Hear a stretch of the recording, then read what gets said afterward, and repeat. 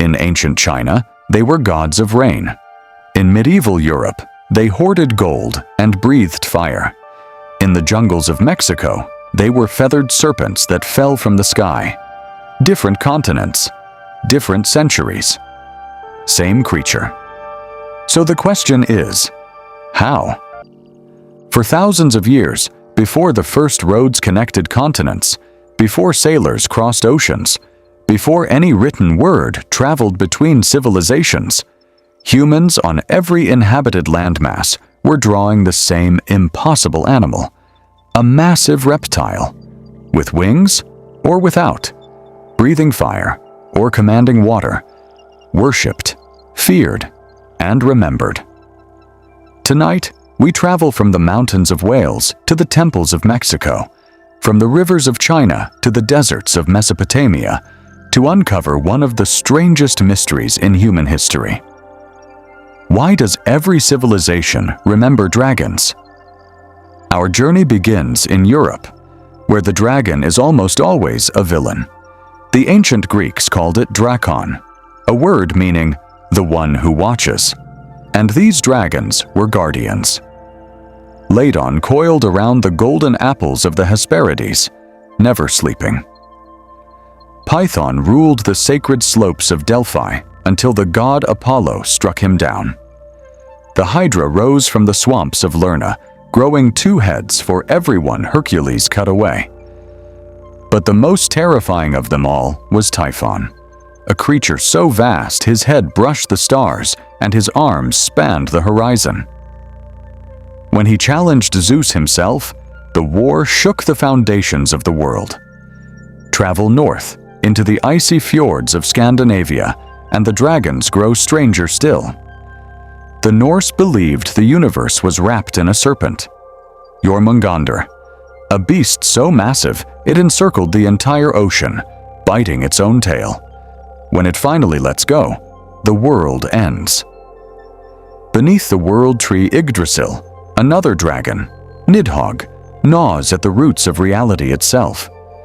In Wales, a red dragon battled a white one beneath the earth, and the king who could free them would unite the land. Today, that red dragon still flies on the Welsh flag, one of only a handful of national flags in the world that carries a mythological creature. In Slavic forests, Zmej Gorenik soared with 3 heads of fire, terrorizing villages until the heroes of legend rode out to meet him. Across Europe, the pattern was clear. Dragons were chaos. Dragons were wealth. Dragons were the test that made heroes. But cross into the East, and everything you think you know about dragons disappears. In China, the dragon is not a monster. It is a god. For more than 5,000 years, the Chinese have called themselves the descendants of the dragon. The long, as it is known, is not winged. It does not breathe fire. It is a serpent of cloud and water, bringer of rain, master of rivers, protector of emperors. To wear 5 claws was to be the emperor himself. To wear 4 was to be a prince. To wear 3, a noble. Chinese mythology speaks of the 9 sons of the dragon, each with a different power, each guarding a different domain. Their faces still appear today on the roofs of ancient palaces, on temple bells, on the hilts of swords. In Japan, the dragon became Ryu, a deity of the sea. The god Watatsumi ruled the ocean depths in a palace of coral, riding a serpent that controlled the tides. But Japan also remembers a darker dragon, Yamata no Orochi, with 8 heads and 8 tails, each so vast it covered 8 valleys and 8 hills. When the storm god, Susanoo, finally killed it, he found a sacred sword inside its body. That sword, Kusanagi, is one of the 3 imperial treasures of Japan. It still exists today. In Korea, dragons are born as imugi, lesser serpents that must wait 1,000 years before they can ascend to the heavens as true dragons.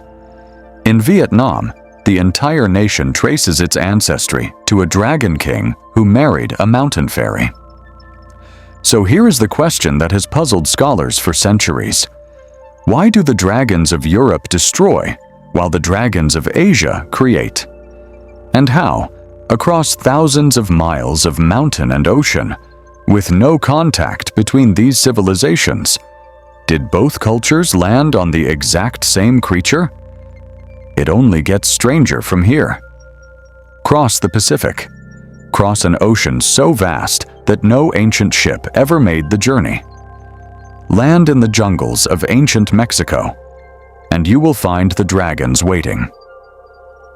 The Aztecs called him Quetzalcoatl, the feathered serpent, a god so important he was credited with creating humanity itself, with giving men the gift of corn, with descending from the sky to walk among mortals. The Maya knew him as Kukulkan.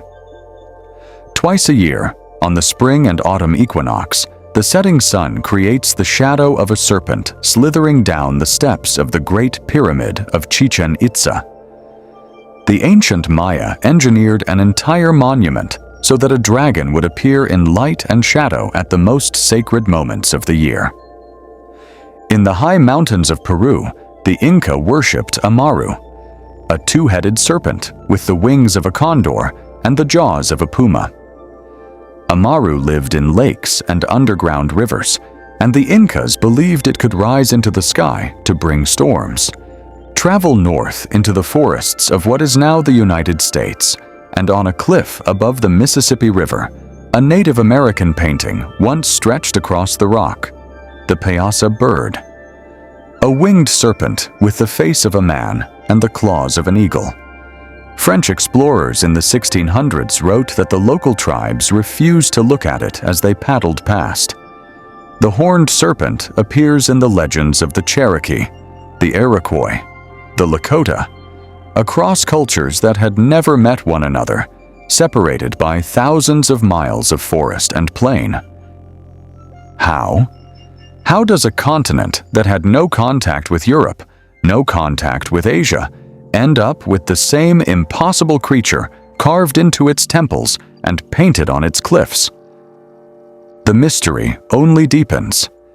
In Mesopotamia, the birthplace of civilization itself, the oldest stories ever written speak of Tiamat, the primordial dragon, the chaos serpent who was the mother of all the gods.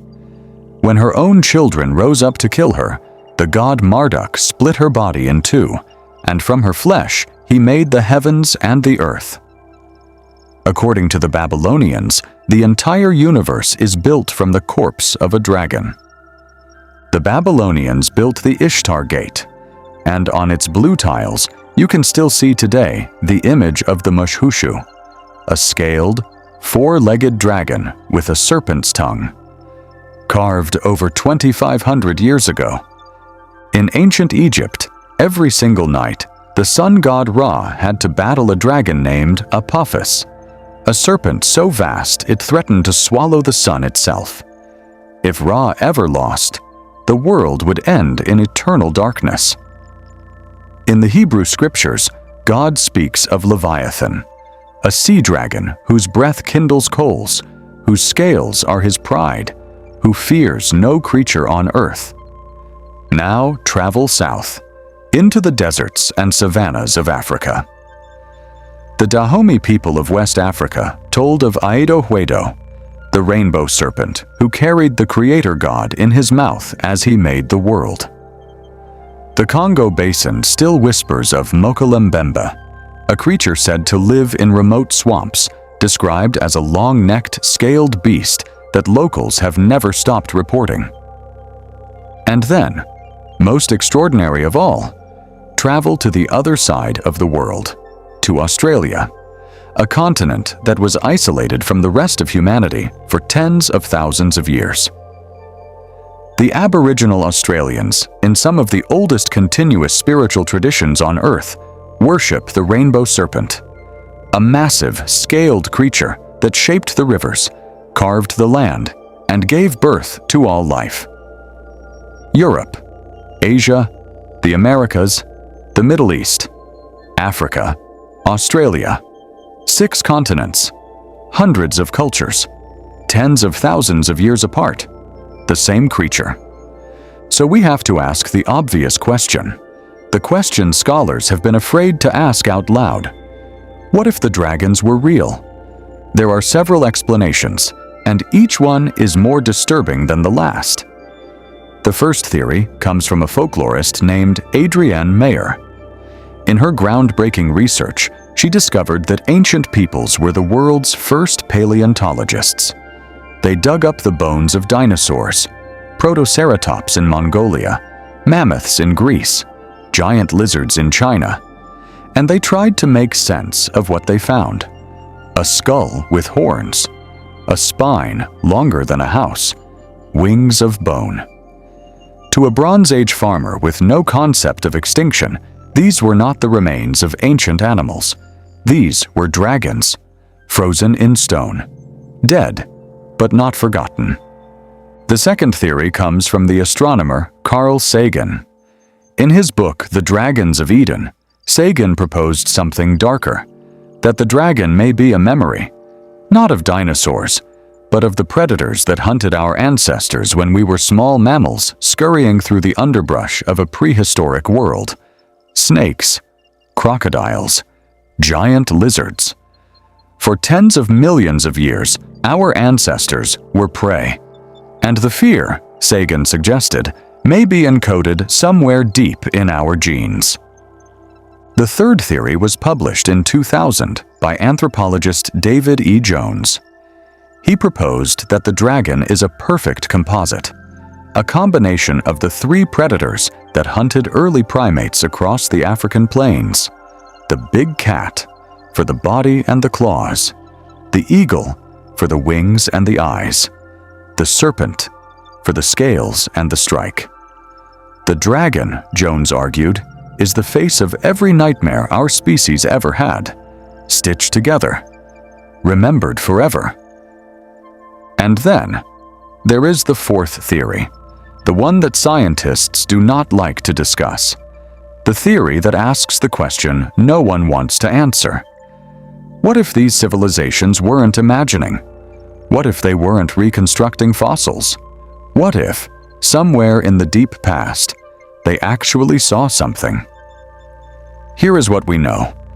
There is a small island in Indonesia called Komodo. Until 1910, barely a century ago, the outside world did not believe the giant lizards that lived there were real. Local sailors had been telling stories for generations. Massive reptiles, 10 feet long, venomous, capable of killing a buffalo. European scientists laughed. They called it superstition, folklore. Until one day, a Dutch officer brought back a body. The Komodo dragon is real. We named it after the very myth we used to mock. In China, paleontologists discovered the bones of a creature whose name had existed in mythology for over 2,000 years before its skeleton was ever pulled from the ground. They named it Dailong, the earth dragon, a small, feathered, predatory dinosaur, an animal that lived, an animal that hunted, an animal that the Chinese had been describing for millennia before science caught up. The Aboriginal rainbow serpent stories may be among the oldest continuously told myths on Earth.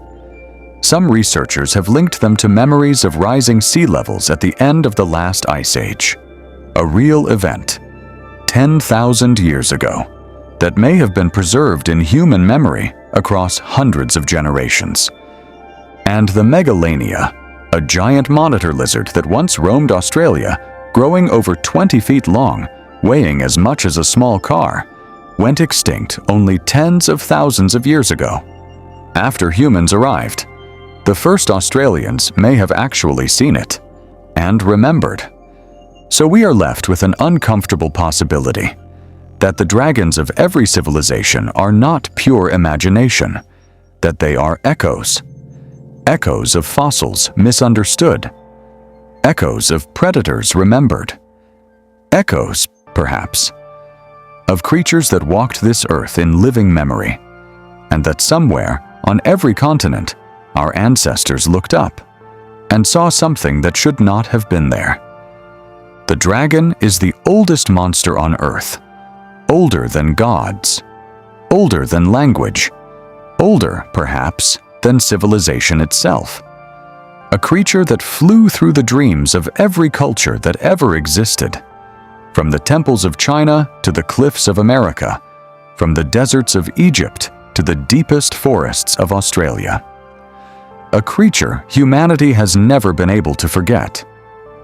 If this story moved you, if you want to keep exploring the mysteries this world has buried, subscribe to MythVerse AI and ring the bell.